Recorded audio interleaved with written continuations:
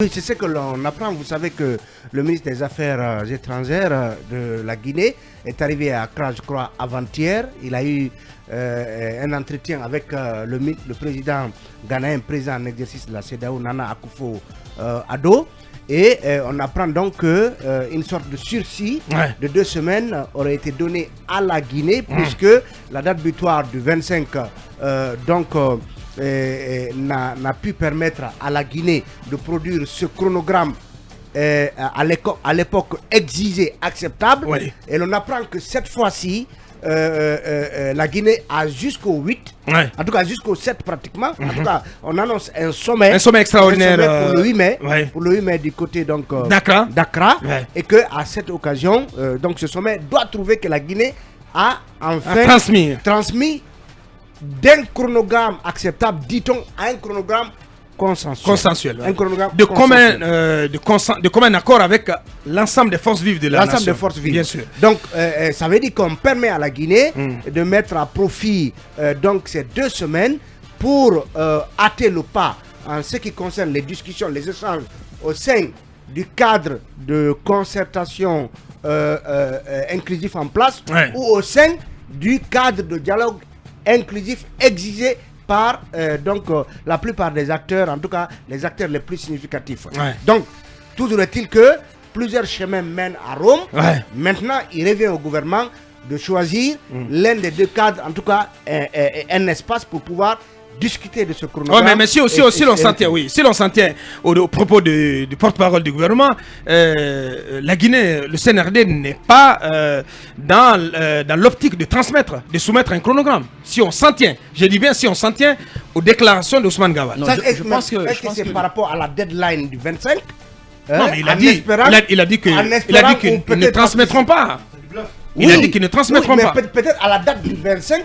Il ne transmettrait pas. À défaut de transmettre, il pourrait le diffuser, le faire connaître à l'opinion. Mais c'est Aboubakar, ils transmettront.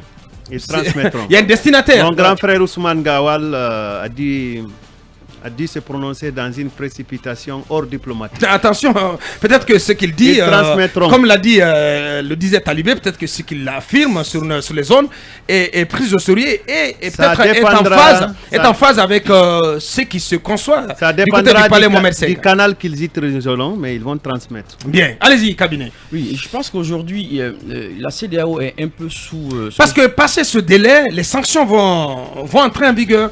Ce sont des sanctions ciblées qui vont viser, parce que nous sommes dans les tuyaux, qui vont viser des membres du CNRD. Je ne sais pas comment ils ont fait du côté de la CEDEAO pour identifier, en tout cas, lister 15 membres du CNRD. Et ça va viser aussi des membres du gouvernement et des membres du CNT. Attention. Exactement. Et ça sera exactement comme des opérateurs économiques. Bien. Ça sera un peu comme au Mali, ils ont déjà fait Sans oublier des sanctions économiques, notamment qui pourraient viser l'exportation de la bauxite guinéenne. Et je pense que si cela se vérifie, qu'on est accordé 2 semaines à la Guinée et que de calendrier raisonnable, on passe à calendrier consensuel. Même si le calendrier raisonnable, acceptable plutôt, n'est pas altéré, c'est qu'on va demander que l'on ait un calendrier acceptable, donc dont la durée sera selon un peu la raisonnable. Exactement. Un calendrier acceptable à la durée raisonnable. Exactement. Donc, il y a un deuxième point qui a été rajouté au caractère raisonnable de la durée de la transition, parce que c'est en soi une pression que l'on met ainsi sur la junte de faire avec tous les acteurs. Et je pense que ce qui de mon point de vue n'est pas possible à obtenir d'ici le 8. Non, mais je pense pas possible. Je pense que moi je suis de ceux qui pensent que si on a la volonté, ça marchera pas. Mais comment convaincre le groupe des 58, même la Corée, d'autres entités, mais qui renvoient le CNRD au contenu des lettres qu'ils ont transmises à la demande bien entendu du CNRD à l'issue des consultations de septembre. Oui, c'est très compliqué. C'est pourquoi je disais récemment que quand on prend un peu le cadre, il n'y a aucune possibilité de faire consensus, d'obtenir un consensus. C'est bien possible autour d'un chrono. Je vous assure, c'est pas possible. Je pense. Arrêtez de rêver, monsieur. C'est pas possible.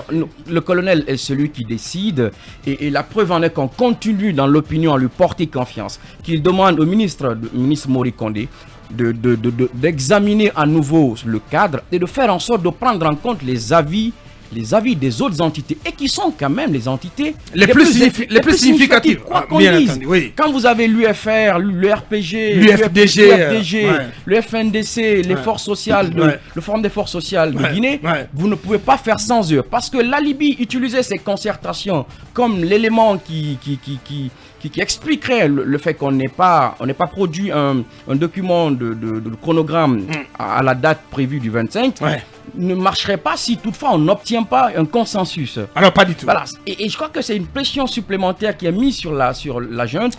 Et je crois que le colonel, puisqu'on a encore confiance en lui, et on est dans un système de pouvoir vertical, qu'il demande à M. Mori Kondé de revoir le cadre de concertation pour que ce soit enfin des concertations inclusives, pour que tous ceux qui sont les plus importants en termes d'entité se retrouvent, et pour qu'on ait au moins un chronogramme consensuel raisonnable.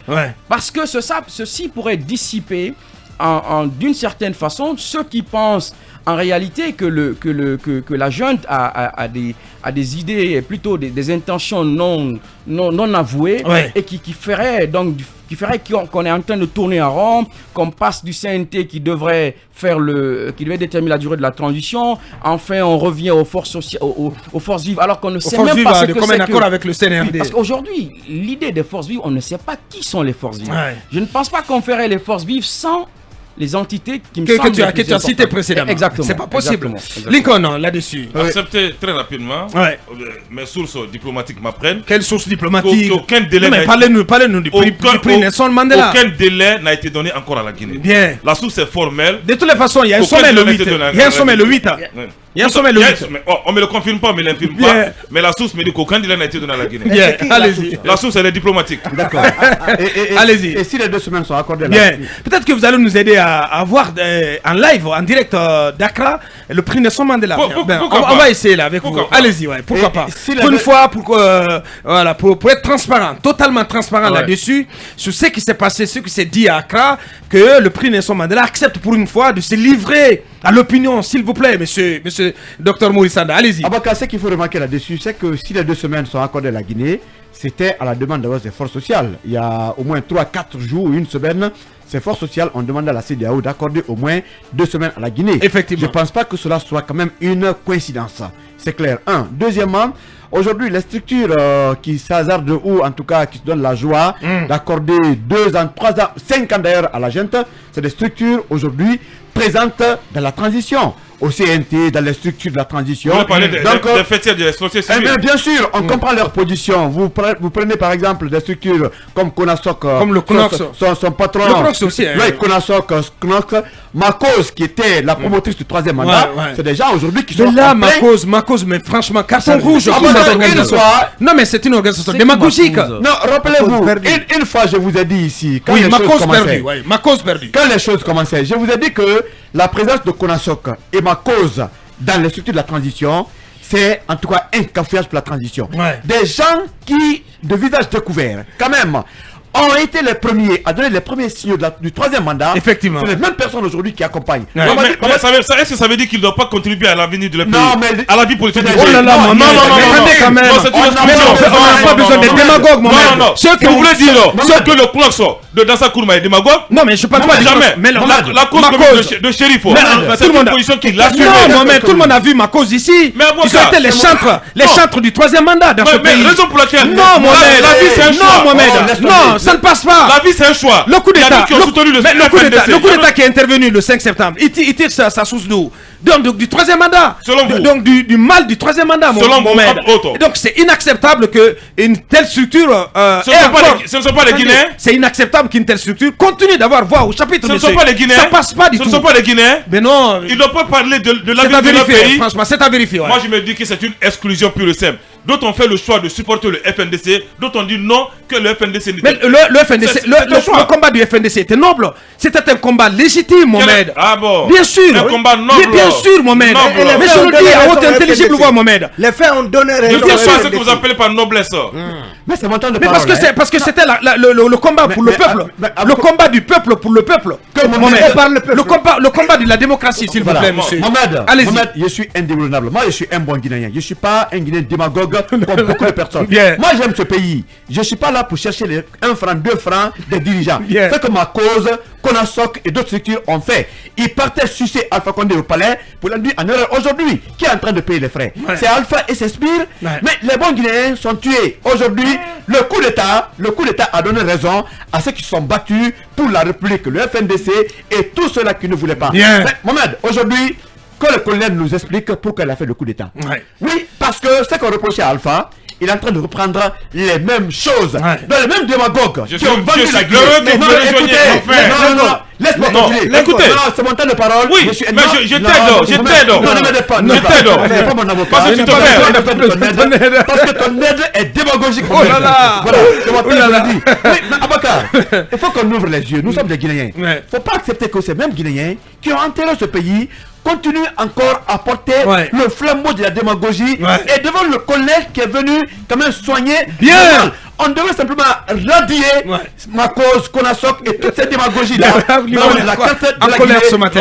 Mais franchement, c'est une colère qui n'est pas saine. Non, non, le pays elle n'est pas saine. Ce pays n'a plus besoin de ces démagogues. Merci.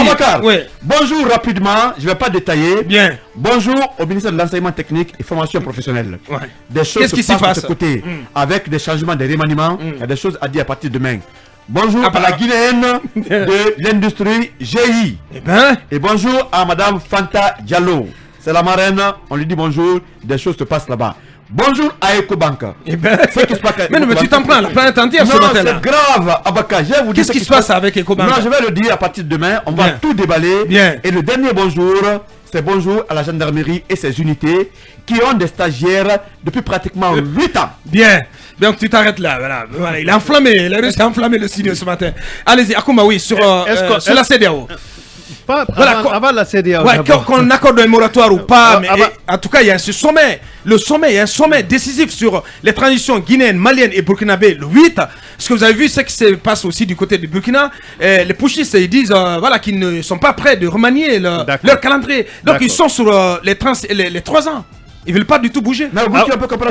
Ça devient une équation mais extrêmement compliquée et qui pose même la question de la survie de la CEDEAO. Je parle de ces 3 transitions. D'accord. Alors, je commence d'abord par placer un mot sur l'intervention de M. Lincoln avant d'arriver à la CEDEAO avec votre permission. Bien. Est-ce qu'on est d'accord qu'après la défaite de Hitler, certains intellectuels qui supportaient Hitler ont été acceptés de siéger dans le cadre de la réflexion sur la construction d'un nouvel État fédéré qui est l'Allemagne.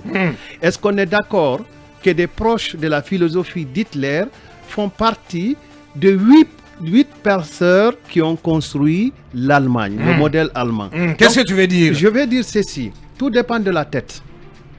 Monsieur Mamadi Doumbouya peut reprendre les plus décriés de la République. Le concepteur du plan spatial américain était sous Hitler. Bien. Il peut reprendre les plus décriés de la Guinée. Ils vont suivre la politique de Mamadi Doumbouya. Ensuite, pour revenir maintenant sur la CEDEAO, monsieur Mamadi Doumbouya a les secrets qui doivent nous sortir sous les griffes menaçantes de la CEDEAO. C'est aussi simple. Qu'il soit le Malliès Torquatos de la Rome antique que Kotodian devrait bien connaître, qu'il prononce un discours républicain et qu'il décide, comme Maliès, de sacrifier ses propres intérêts pour qu'il y ait un consensus en Guinée. Il suffit aujourd'hui que M. Mamadi dise qu'il a besoin d'un consensus et qu'il fasse des concessions pour qu'on ait un programme apaisé dans 3 jours, même dans 72 heures. Merci. Pour en terminer, merci à pour finir, il faut considérer ces moratoires comme une bouée de sauvetage balancée à la junte, quitte à elle de la saisir pour sauver les meubles. Donc pour le moment, c'est pas l'apocalypse. En 2 semaines ou même en 10 jours, tout peut se jouer pour que les forces vivent. Personnellement, je n'y crois pas du tout. Oui, mais c'est possible. Je n'y crois pas, personnellement. Non, c'est possible. Il faut toujours espérer que les forces vivent. Voilà, mais permettez que je doute. Oui, je vous le consens. Il faut craindre, la gestation d'une sorte de triumvirat d'États rebelles à la CEDEAO. La Guinée, le Mali et le Burkina. Parce que il se trame des choses. Il y a des voix même qui parlent de fédération. Oui, fédération des 3 États. Ces 3 États. C'était le Mandingue. Oui, les 3 États qui ont connu des coups d'État, qui ont à leur tête pratiquement tous des éléments de force spéciale et qui certainement se consultent et qui décident de faire bloc ensemble. Face à la CEDEAO. Et Abouakar, en tout cas, on va s'en remettre peut-être à la conclusion subliminale du poste de ministre des Affaires étrangères qui dit l'arbre à palabres africain ne produit pas de fruits. Sanctions, c'est du Maurice Sanda qui donc c'est de la diplomatie médiévale. Médiévale comme on dit. Non, médiévale. Souterraine médiévale. Ça c'est précambienne. Notre ministre des Affaires étrangères qui le dit. Parce qu'il précise qu'il a reçu de sages conseils du président Nana Akufo-Addo.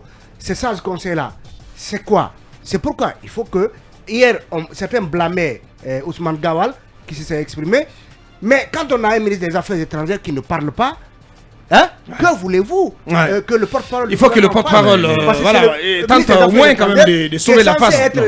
Je pense que le ministre des Affaires étrangères doit parler dans une transition. C'est la deuxième voie la plus importante. Absolument. Il faut qu'il accepte de... Il faut qu'il accepte d'apporter des précisions. Pour parler. Non, mais c'est important. Ce matin, l'occasion est opportune pour qu'il nous dise ce qui s'est passé réellement du côté d'Accra. Au moins, c'est pour leur propre chapelle, pour qu'ils rassurent les Guinéens que les sanctions n'entrent pas en vigueur tout de suite et que le CNRD et le gouvernement vont travailler à faire en sorte qu'un chronogramme soit transmis d'ici le 8, d'ici au prochain sommet. Je pense que c'est le minimum qu'ils puissent faire. Mais Abakar, pendant que Ousmane Gawal menacé en Guinée, le ministre Ibo Nibara, Ina Nibara, était en train de négocier au Ghana. Ça veut dire que les gens sont en train de nous vendre du faux. Franchement, voyez-vous la vulgarisation de tels concepts malsains. Ibo Nibara, Nanimbra, voyez ce que ça donne comme image. On ne peut pas laisser passer ça. On a connu aussi des cadres. Non, on ne peut pas laisser passer ça. C'est péjoratif. On a connu aussi des cadres qui disent Antato Sinina, des cadres Antato Sinina. Allez, continue. est une référence. Des cadres De l'ivresse du